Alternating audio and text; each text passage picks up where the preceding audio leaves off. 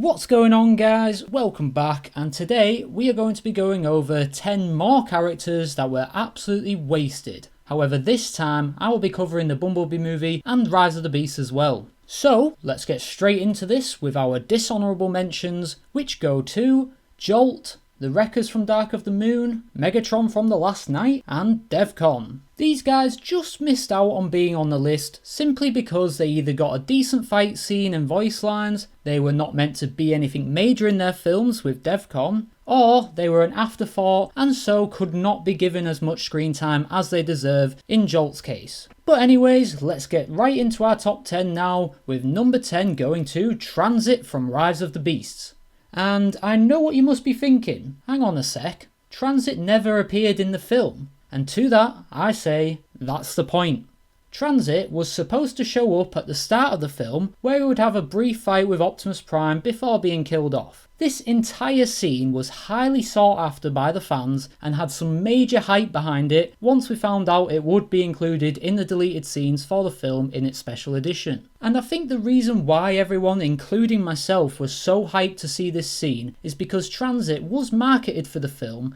and had many images of his incredible design shared online, which led us all to believe he would be in the film, just to find out that he was cut pretty late into development. This was a huge disappointment, as like I say, he has an incredible design, but also because he would have been the only Decepticon to show up in the film, which would have at least shown us what they were up to at this point, as other than Transit, there was no mention of them at all throughout the film, and I think it makes no sense, as in the Bumblebee movie, the threat of the Decepticons was heavily teased, and to not have a single Decepticon arrive on Earth after 3 of their soldiers were killed there just doesn't make a whole lot of sense to me. So overall, I think this character was wasted just because he was teased to us and had a great design, just to be cut from the film at the last minute with our only glimpse of what his role could have looked like, coming in the form of an unfinished and short battle with Optimus Prime. But moving on now to number 9, and in this spot we have Barricade. And this character has become infamous for essentially being wasted in each film that he appears in, as he always seems to disappear and he never gets too involved in much of the action, which is why I have him on this list. The only decent fight scene that Barricade ever got was the fight against Bumblebee in the 2007 movie, with any scene that involved Barricade after that just consisting of him being mostly in the background shooting at something or getting shot at by someone. This character has 2 great designs that I just feel weren't fully utilised to their full potential, and I personally hate the fact that he does just disappear, as it just feels like the filmmakers forgot about him, which they actually did in 2007, rather than being a trait of his character. I personally would have much rather them just have him die in the 2007 movie, like he did in the comic adaptation, as at least he would have gotten a chance to have an endpoint for his character by fighting Optimus Prime alongside Bonecrusher. And don't even get me started on how they treated him in The Last Knight, as I already had a 3-minute rant about how this film treated its characters in the last video, and so to avoid going into that whole rant again, I basically just hate the lack of screen time for the Decepticons in this film, and I hate that Barricade never got to have a rematch with Bumblebee. But now we move on to number 8, which goes to Nightbird from Rise of the Beasts. And as much as I did like her character in Rise of the Beasts, I still feel like she was a bit wasted because she didn't get a lot of individual moments and most of her fight scenes were cut short in the film, and so we never really got to see what she was capable of, which is a shame because she has a really cool design and she had a lot of different tools under her belt which I wish she could have utilised more, with her having the ability to fly, wrist blades on both arms, and she had 2 really cool looking swords, which I guess she did kind of use when she stabbed Primal. However, that was a very short 2-second scene and I don't think that really justifies it in my opinion. I also think she was killed off a bit too suddenly, which, don't get me wrong, it was a very cool scene where Bumblebee returns and takes her out. However, I think it seems so sudden because we barely see her throughout the fight leading up to this point. So basically, I think because of the potential she had in the film and the fact that it wasn't fully realised, that makes her a wasted character.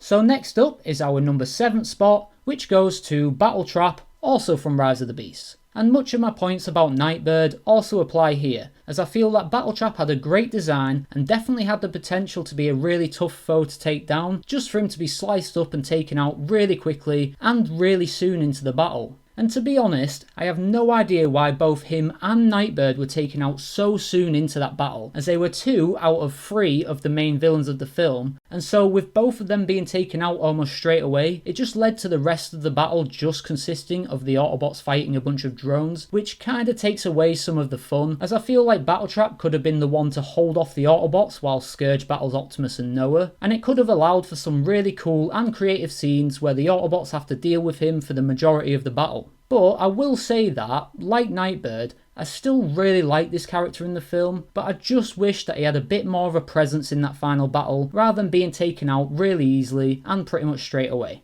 Moving on now to number 6, which is another character from Rise of the Beasts, and that is Wheeljack. And so, to address the elephant in the room, his design obviously looks nothing like Wheeljack. And it's especially bad in this situation since we did actually get Wheeljack in the Bumblebee movie, and he looked pretty much perfect in that film. So it is pretty difficult to understand how he went from looking like this to looking like this. But besides that, I also didn't really like that he appeared quite late into the film, as it didn't allow for us to properly get to know his character and see his interactions with the other characters, as the film was really picking up speed by this point, and there was a lot going on to the point where it wouldn't have really fit. I also think that he lacked screen time in the final battle as well, and he didn't really get much action apart from just shooting at nameless drones, so we never really got to see his creative approach to combat that he's known for.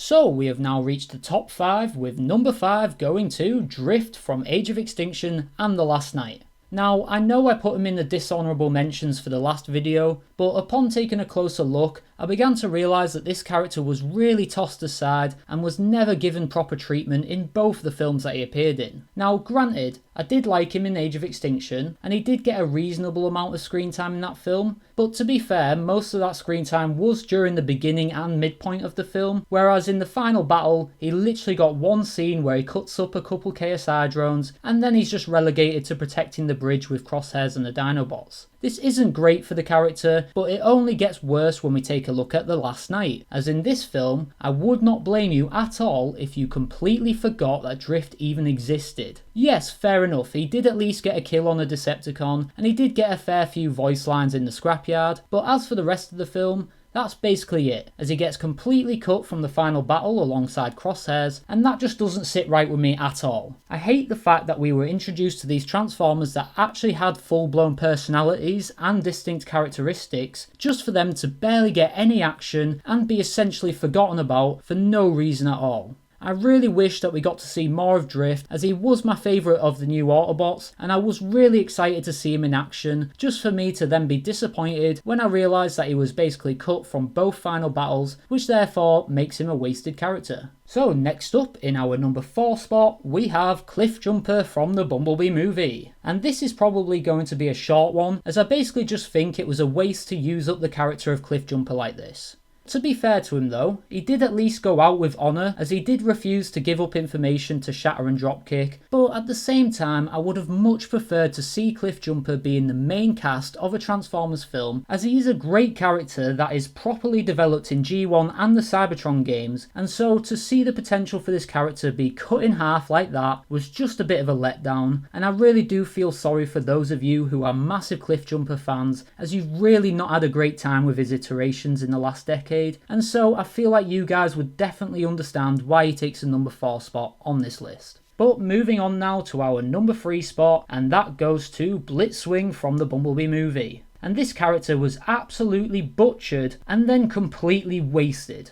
For starters, he looks absolutely nothing like Blitzwing, with even the colour scheme being completely wrong, to the point where everyone, including myself, believed this character to be Starscream just for Travis Knight to confirm it was Blitzwing, to which I think we all collectively sighed as we began to realise what the fate of this character would ultimately be. But colour scheme aside, this version of Blitzwing also completely lacked the main feature that defines this character, with that being the fact that he is a triple changer that can turn from robot to tank to jet. And so I have absolutely no idea why they decided to use up this character on a random seeker that was just put in the film in order to damage Bumblebee's voice box and then die. Like, going forward with this new timeline now, we will now never get a proper Blitzwing that is the right colour and is a triple changer that could have had the potential to be a massive problem for the Autobots. I will give him props though for the fact that he does have a really cool and creative fight scene with Bumblebee, and so that does prevent me from having him in the number 1 spot. However, he has to go here simply because it was a waste of the character of Blitzwing and it was just a poor adaptation of that character in my opinion. So now into our number 2 spot, and in this spot we have Nemesis Prime from The Last Knight. And oh yes, I am absolutely not finished with trashing on this movie, and this character absolutely deserves this place on the list, as I completely forgot about him when I made the first video, and this character specifically is what inspired me to make a part 2 video, as he was completely and utterly wasted in The Last Knight. I remember when they first teased Nemesis Prime with that photo of Optimus's face, and then again in the first trailer where we saw that he would be going up against Bumblebee, and at the time I believed it would also be all of the Autobots as well. These 2 teases brought so much hype to the film, and I remember everyone absolutely dreading how much damage Optimus Prime was going to do to Bumblebee and the rest of the cast, as this is an extremely powerful version of Optimus Prime, and so to have him turn evil and have to face off against the Autobots almost felt like a death sentence for our main cast. Now, like what we did with Onslaught, I just want you to imagine my face again as I eagerly waited the entire film to see Nemesis Prime in action, just for him to show up right near the end of the film, have a quick 5-minute battle with only Bumblebee, and then be turned back into Optimus Prime because he heard Bumblebee's voice, which he apparently hadn't heard since Cybertron fell, even though Bumblebee literally spoke to Optimus himself at the end of the 2007 movie. And that was that. All that hype for Nemesis Prime, and it was all done and over with within 5 minutes of him actually coming to Earth. But anyways, we shall move on now to our number 1 spot, and I have kind of cheated with this as I do have 2 characters here, but my points for both of them are the exact same, so I've put them together, and they are Cheetor and Rhinox from Rise of the Beasts. And I'm pretty sure you guys probably guessed this was coming, as I think everyone feels the exact same, that these guys were completely wasted in Rise of the Beasts. These 2 characters had a combined grand total of 3 minutes and 16 seconds of screen time throughout the entire film, with them spending most of that time in the background, which is just atrocious when the film itself is called Rise of the Beasts. But adding to that is the fact that Rhinox had absolutely 0 speaking lines in the film, whilst Cheetor only had about 3, with one of those lines just being him shouting Noah's name in the final battle. I will, however, give them one thing, and that is that the very few scenes of them in that final battle were some of my favourite scenes in the entire film, and were some of the best action scenes from that film too. But I think that just backs up my points and my decision to have them in the number 1 spot though, as they clearly had the potential to be standout characters, and seeing them in action just made me wish that we could have got more of them in the film. I think another thing that makes it even worse is the fact that Optimus Primal and Airazor were given so much character and personality between them, which ended up making them some of my favourite characters in this film. And so I really hate that Cheetor and Rhinox weren't given this much love and attention, as it's clearly something that the film does really well when it wants to, and it absolutely should have for these 2 characters, as I'm sure a lot of people, and myself included, went into this film specifically wanting to see Cheetor or Rhinox and to see them in action, just for them to be mostly in the background, and for the scenes where they actually do something to be very quick shots that only serve to tease us instead of satisfy us. Overall, I strongly believe that these are 2 of the most wasted characters in all of the live-action Transformers films, and they definitely deserved better from a film that focused most of its marketing on the fact that the Maximals would be in the film. But there you have it guys, those were 10 more characters that I feel were completely wasted in the live action Transformers films, and on screen now you will see how I would rank these guys alongside the 10 characters that I covered in the last video, just so you have a better idea of just how wasted I think some of these characters are. But other than that, I hope you enjoyed the video. Make sure to like and subscribe to let me know, and make sure to comment your own list down below, as I would love to discuss our thoughts with each other. I hope you have a great weekend, and I will see you in the next one.